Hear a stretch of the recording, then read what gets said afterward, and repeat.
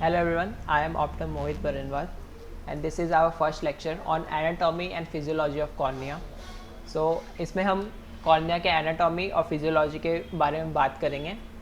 So first of all overview, introduction, cornea होता क्या है, डायमेंशंस क्या होते हैं कॉर्निया के, लेयर्स ऑफ कॉर्निया. उसके अलावा हम इसमें ब्लड सप्लाई, नर्व सप्लाई और कॉर्निया का मेटाबॉलिज्म भी देखेंगे. So cornea is a transparent avascular aspheric structure. इसका मतलब कॉर्निया ट्रांसपेरेंट होता है, एवेस्कुलर होता है. इसका मतलब किसी भी तरह की नर्व या ब्लड सप्लाई, किसी भी तरह की ब्लड सप्लाई हमको कॉर्निया में देखने को नहीं मिलती है. एस्फेरिक स्ट्रक्चर मतलब स्फेरिक स्ट्रक्चर और एस्फेरिक स्ट्रक्चर, इन दो के बीच का डिफरेंस जानते हैं. स्फेरिकल स्ट्रक्चर मतलब वो स्ट्रक्चर जिसका रेडियस ऑफ कर्वेचर हम किसी भी पॉइंट से अगर मेजर करते हैं तो वो सेम होता है. बट एस्फेरिक स्ट्रक्चर का रेडियस ऑफ कर्वेचर सेम नहीं होता है हर पॉइंट पे. ठीक है, कॉर्निया जो है वो हम जब सामने से देखते हैं तो हमको स्क्लेरा के अंदर इनरोच दिखता है. ठीक है, जैसे अगर ये आपका स्क्लेरा है तो हमको कॉर्निया कुछ इस तरीके से दिखेगा और सामने की तरफ से हम देखने पे हमको ओवल दिखता है. Okay, so now dimensions of cornea. Cornea जो होता है वो एलिप्टिकल शेप का होता है. ठीक है, जिस एलिप्टिकल शेप में क्या होता है, जो हॉरिजॉन्टल डायमीटर होता है वो ज़्यादा होता है वर्टिकल डायमीटर से.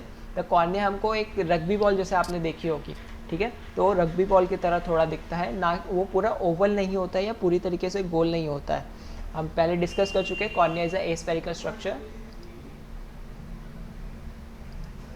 Okay, so cornea the curvature being steeper in the center and flatter near the periphery. Cornea का जो कर्वेचर है, ठीक है, वो सेंटर पे ज़्यादा स्टीप होता है और जैसे ही जैसे हम पेरिफेरी में जाते हैं वो फ्लैट होता जाता है. अब डायमीटर्स की बात करते हैं तो horizontal diameter is 12 mm, vertical diameter is 11 mm, central thickness is 0.53 mm and peripheral thickness is 0.71 mm. इसका मतलब क्या हुआ, जब हम सेंटर की बात करते हैं, ठीक है, तो सेंटर पे इसकी जो थिकनेस होती है वो 0.53 mm है. वहीं पेरीफेरी में इसकी थिकनेस 0.71 है. मतलब ये पूरी तरीके से यूनिफॉर्म नहीं है. ठीक है, अब जब हम रेडियस ऑफ कर्वेचर की बात करते हैं तो जब हम radius of curvature anterior portion से मेजर करते हैं तो that concludes 7.8 mm, but when we measure from posterior surface it concludes 6.5 mm.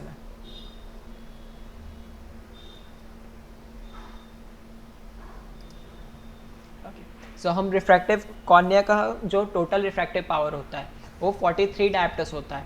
ठीक है, अब हम जानते हैं कि अगर दो लेयर्स है, ठीक है, तो दो लेयर्स है तो दोनों लेयर का अपना अलग अलग डायोप्ट्रिक पावर होगा और जो कंबाइंड पावर होगा वो दोनों को मिला के होगा. जैसे कि लेंसेज में भी होता है, फ्रंट सरफेस का पावर अलग होता है, बैक सरफेस का पावर अलग होता है. सेम वैसे ही कॉर्निया का भी फ्रंट सरफेस का पावर अलग होगा, बैक सरफेस का पावर भी अलग होगा. फ्रंट लेयर का, एंटीरियर लेयर का, फ्रंट लेयर का +48 डायोप्टर और बैक लेयर पोस्टीरियर का -5 डायोप्टर. अब पोस्टीरियर जो है वो माइनस में इसलिए है because of the what we say sign convention. Okay, refractive index की बात करें कॉर्निया की तो डेट इज़ 1.376. अब जब हम कॉर्निया की कंपोजिशन की बात करते हैं तो cornea is mostly made up of water, that is approx 78% water, 15% collagen, 5% other protein जैसे कि कई सारे enzyme, proteoglycans, keratins etcetera, 1% glycosaminoglycans and 1% salts. Layers of cornea, तो कॉर्निया की टोटल 5 लेयर्स होती है. ठीक है, epithelium, Bowman's layer, stroma, Descemet membrane and endothelium. One additional layer doctor Harminder Singh Dua करके एक है, उन्होंने 2013 में एक एडिशनल लेयर डेस्मेंट मेम्ब्रेन और स्ट्रोमा के बीच में बताया था. हम एक एक करके इन सारे लेयर्स को देखेंगे. Okay, first of all is epithelium. Epithelium is 50 microns thick, मतलब ये इसकी जो टोटल देखिए आप, जैसे मैंने अभी बोला 0.51 mm सेंट्रल थिकनेस, तो वो जो है वो टोटल कॉर्निया का है. ठीक है, बट हर पांचों लेयर का अपना अपना कुछ ना कुछ लेयर का थिकनेस है. तो एपिथेलियम का 50 माइक्रॉन्स है. फिर उस 50 माइक्रॉन्स के अंदर एपिथेलियम की टोटल 5 लेयर्स होती है जो कि 3 अलग अलग सेल्स से बनी हुई होती है. फर्स्ट आता है आउटर सरफेस जो कि फ्लैटेंड सेल से बनी होती है जिसकी 2 लेयर्स होती है. फिर स्क्वामस सेल, ठीक है, जो कि मिडिल विंग सेल जो कि 2 से 3 लेयर का होता है. फिर इनर पॉलीगोनल सेल जो कि एक सिंगल सेल का होता है. ठीक है, एपिथेलियम जो होता है वो काफ़ी एक्सट्रीमली सेंसिटिव टू पेन होता है. ठीक है, कि अभी हम जब से कॉर्निया का नर्व सप्लाई देखेंगे तो वो आपको समझ आ जाएगा क्यों. उसके बाद साथ ही साथ ये रीजनरेट हो सकता है. ठीक है। अगर कॉर्निया में किसी तरह का छिद्र हो जाता है, इरोजन, ठीक है, किसी तरह का मान लीजिए आपको अल्सर हो गया, तो अगर एपिथेलियम है तो वो खुद ब खुद हील हो जाएगा। Now second layer is Bowman's membrane. Bowman's membrane is approx 8 to 14 micrometer thick. This layer consists of acellular mass of condensed collagen fibers. It shows considerable resistance to infection, but once destroyed, is unable to regenerate, therefore heals by scarring. ठीक है, इसका क्या मतलब हुआ कि जैसे हम epithelium जो था जो कि रीजनरेट हो सकता था, बोमन्स मेम्ब्रेन रीजनरेट नहीं हो सकता है. ओके, सो जब भी अगर कॉर्निया में किसी भी तरह का स्कारिंग आता है, ठीक है, तो क्या होगा, एक दाग रह जाएगा. अगर बोमन्स मेम्ब्रेन में किसी भी तरह का कुछ भी लग गया, ठीक है, इरोजन आ गया, तो वहाँ पे एक स्कार रह जाएगा. ठीक है, जब वो हील होगा तो हमको वो स्कार देखने को मिलेगा. साथ ही साथ बोमन्स मेम्ब्रेन में क्या होता है, जब हम क्या होता है नॉर्मली नर्व सप्लाई की जब हम बात करेंगे तो आपको समझ आएगा ये कि the sensory nerve fibres pass Bowman membrane to enter and terminate in the epithelium. Now stroma. Stroma is 0.50 mm thick, 90% of cornea thickness, mostly collagens and lamella. ठीक है, तो कॉर्निया का जो 90% सॉरी, कॉर्निया का जो 90% हिस्सा होता है वो स्ट्रोमा से बना होता है. 0.50 mm थिक होता है. ठीक है, इसमें कई तरह के कोलाजन फाइबर्स, कई तरह के कनेक्टिव टिश्यूज इन्वॉल्व होते हैं. इसमें क्या होता है, जो कोलाजन फाइबर्स के लेयर्स होते हैं, ठीक है, वो रेगुलरली एक के ऊपर एक ऐसे अरेंज होते हैं, जिसकी वजह से क्या होता है, एक कॉर्नियल ट्रांसपेरेंसी बनी रहती है. जैसे ही लाइट अंदर आती है, ठीक है, तो लाइट को हमको एलिमिनेट करना होता है, उसका स्कैटर करके उसको डिस्ट्रक्टिव इंटरफेरेंस में हमको एलिमिनेट करना होता है. It is believe that transparency achieved by elimination of light scatter using destructive interference. We will see this in further lectures. Okay, so now the fourth layer, the Dua's layer, discovered by Harminder Singh Dua in 2013, 13 micrometer thick, very strong layer. Dr. Dua says कि doctor दुआ का क्या कहना था कि जितना डेस्मेंट membrane की वजह से जो हमको रिजिडिटी आ रहा है कॉर्निया के अंदर, ठीक है, वो उतना टफ नहीं होता. ठीक है, जो कॉर्निया का रिजिडिटी आ रहा है वो उतना टफ नहीं होता अगर दुआज लेयर हमको मौजूद नहीं होता. दुआज लेयर फाइंड होने से पहले इसको प्री डेस्मेंट मेम्ब्रेन के नाम से भी जाना जाता था. ठीक है, after that Harminder Singh Dua found that it was named after him Dua's layer. Now fourth is Descemet membrane. ठीक है, तो डेस्मेंट मेम्ब्रेन जो होता है is a strong homogeneous basement membrane the corneal endothelium which separated from stroma by pre Descemet membrane. ठीक है, मतलब stroma और डेस्मेंट मेम्ब्रेन को प्री डेस्मेंट मेम्ब्रेन जो होता है वो सेपरेट करता है, जो मैंने अभी बताया, जिसको हम क्या बोलते हैं, Dua's layer. Okay, strong homogeneous basement का क्या मतलब हुआ कि ये एक ही तरीके के सेल से बना हुआ होता है. ये किसी भी तरह के ट्रॉमा, केमिकल या फिर पैथोलॉजिकल इंजरीज से काफ़ी ज़्यादा इरेजिस्टेंस होता है. ठीक है, फिर एक होता है डेस्मेटोसिल फॉर्मेशन. क्या होता है, अगर मान लीजिए जैसे ही आपके ये 5 लेयर्स है, 1 2 3 4, ये 5 लेयर्स है. Just a minute. ओके, सो क्या होता है, कॉर्निया है आपका. ठीक है, तो मान लीजिए ये वाली आपकी डेस्मेंट मेम्ब्रेन है. ठीक है, तो अगर मान लीजिए किसी तरह का इरोजन आ गया, मान लीजिए किसी तरह का इरोजन आ गया जिसकी वजह से ये चला गया. ठीक है,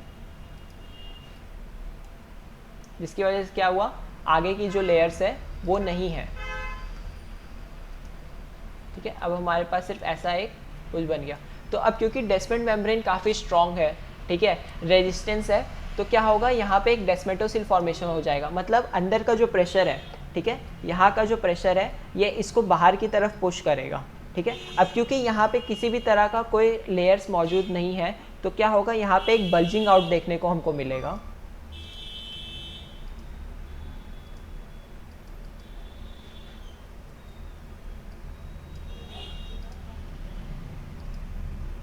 sorry,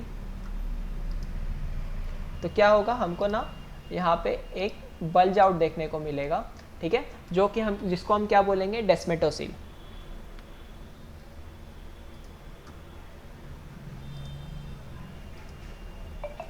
okay, the last layer, the endothelium. ठीक है, endothelium is the single flat polygonal shape, ठीक है।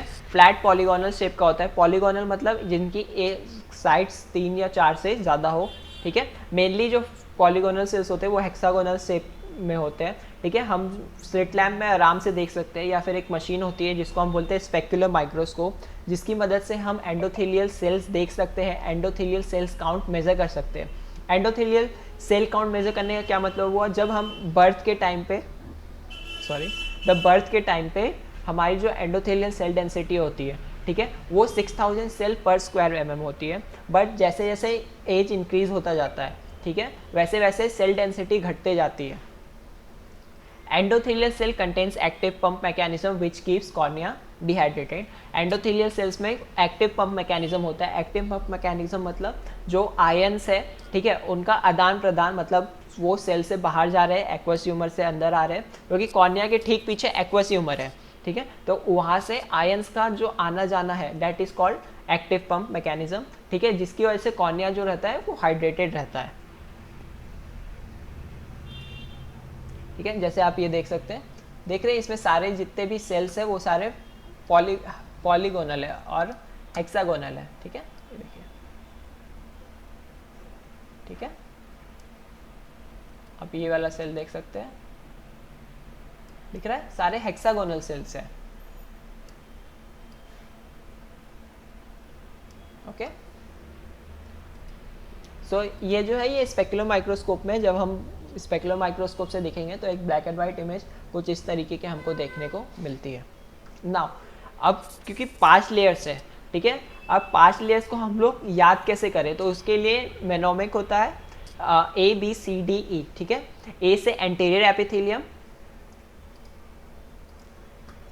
ए से एंटीरियर एपिथेलियम, बी से बोमन्स मेम्ब्रेन, सी से corneal stroma, D for Dua's layer and Descemet membrane, E for endothelium. अब this is from anterior to posterior, ठीक है। अगर कोई पोस्टीरियर टू एंटीरियर आपको पूछता है तो एंडोथेलियम पहले आएगा, फिर डेस्मेंट मेम्ब्रेन, फिर डुआज लेयर, फिर कॉर्नियल स्ट्रोमा, फिर बोमन्स मेम्ब्रेन, फिर anterior to anterior epithelium, okay. So this ABCD is from anterior to posterior. Now let's talk about nerve supply, ठीक है। तो दे आर 12 क्रेनियल नर्व्स, उसमें जो 5th cranial nerve है that is the trigeminal nerve, ठीक है। इसके 3 branches होते हैं, ऑप्थेल्मिक, मैक्सिलरी एंड मैंडिबुलर। तो इसका जो ऑप्थेल्मिक ब्रांचेस होता है, ठीक है, थर्ड ब्रांच, ठीक है, द 5th क्रेनियल नर्व का ऑप्थेल्मिक ब्रांच वो डिवाइड करता है, ठीक है। और जैसे जैसे डिवाइड करता है तो this is come from posterior, okay. So point note कीजिएगा कि दिस कम फ्रॉम पोस्टीरियर। सो इसकी जो इनर्वेशन होता है, सो ये एंडोथेलियल से होता है, एंडोथेलियल से ये स्प्रेड होते होते आगे की तरफ जाता है, ठीक है, और फिर आगे ये एपिथेलियम तक फिर एंड में आता है, ठीक है। तो जो इसके नर्व ब्रांचेस होते हैं, नर्व ब्रांचेस के जो एंडिंग्स होते हैं, ठीक है, वो एपिथेलियम में आते हैं। तो मैंने अभी कहा था कि एपिथेलियम जो है काफ़ी सेंसिटिव होता है पेन की वजह से, वो इसलिए होता है क्योंकि जो नर्व एंडिंग्स है वो हमको एपिथेलियम पे ख़त्म हो रही है, इस वजह से एपिथेलियम जो है वो किसी भी टच या किसी भी सेंसेशन से काफ़ी एक्सट्रीम होता है, ठीक है, एक्सट्रीमली सेंसिटिव होता है। Now let's talk about blood supply. तो ब्लड सप्लाई कॉर्निया क्योंकि एवेस्कुलर स्ट्रक्चर है, किसी भी तरह का उसमें वेन्स मौजूद नहीं है, ठीक है, इसलिए कॉर्निया का जो भी मेन सोर्स ऑफ न्यूट्रिशन है वो एक्वस ह्यूमर से आता है। Now let's talk about transparency of cornea. Okay, now let's talk about transparency of cornea, ठीक है। कॉर्निया ट्रांसपेरेंट क्यों होता है, ठीक है। तो नॉर्मली कॉर्निया का जो ट्रांसपेरेंसी है वो फिजिकल और एनाटॉमिकल फैक्टर्स पे डिपेंड करता है, ठीक है। तो इसके लिए 2 थ्योरीज है, ठीक है, Morris theory and the theory of Goldman, ठीक है। इन 1957 मॉरिस ने ये कहा था कि जो कॉर्निया के कोलाजन फाइब्रिल्स है, ठीक है, वो एक रेगुलर मैटर में अरेंज होते हैं, जिसकी वजह से लाइट जो है वो स्कैटर होती है, और स्कैटर होती है तो डिस्ट्रक्टिव इंटरफेरेंस की वजह से हमको जो है कॉर्निया जो है वो ट्रांसपेरेंसी मेंटेन करके रखता है, ओके। और इसी में जो गोल्डमैन थे उनका कहना क्या था कि कॉर्निया जो ट्रांसपेरेंसी मेंटेन करके रखता है वो इसलिए होता है क्योंकि जो उसके फाइब्रिल्स होते हैं वो लाइट ट्रांसमिशन से काफ़ी छोटे साइज़ के होते हैं, okay. There is one more reason, there is avascularity of cornea, ठीक है। कॉर्निया के वेस्कुलर नहीं होने की वजह से ठीक है, कॉर्निया वैस्कुलर नहीं होने की वजह से, मतलब किसी तरह का ब्लड सप्लाई नहीं होने की वजह से भी कॉर्निया ट्रांसपेरेंट होता है। Then there is relative state of dehydration, मतलब कॉर्निया जो है वो 78% वाटर है, और ऑब्वियसली वाटर जो होता है क्या होता है, वो ट्रांसपेरेंट होता है। ओके, सो एंडोथीलियम और एपिथीलियम, ठीक है, ये बैरियर इफेक्ट का काम करते हैं। एपिथीलियम में हमको टीयर फिल्म देखने को मिल जाती है, ठीक है, और एंडोथीलियम में हमको एक्टिव पंप देखने को मिल जाता है, ठीक है, sodium potassium ions ATPase pump, ठीक है, जिसकी वजह से कॉर्निया का डिहाइड्रेशन मेंटेन रहता है, जिसकी वजह से हमको कॉर्निया ट्रांसपेरेंट देखने को मिलता है।